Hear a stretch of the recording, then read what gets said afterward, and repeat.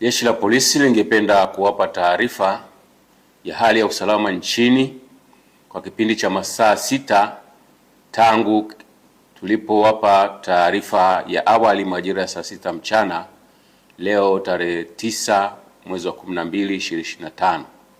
Hali ya usalama nchini ni shwari na vyombo vya ulinzi na usalama vimeendelea kuimarisha usalama wa taifa letu, maisha na mali za wananchi hadi muda huu wa jioni.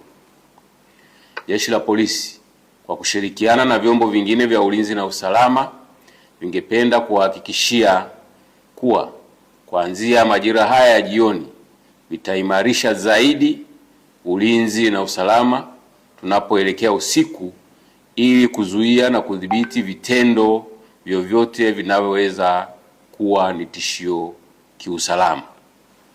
Aidha, Jeshi la Polisi lingependa kutoa wito kwa kila mmoja wetu kuendelea kuzingatia kanuni za kiusalama na kuendelea kutii sheria, kwani kila mmoja anahitaji kuwa salama wakati wote.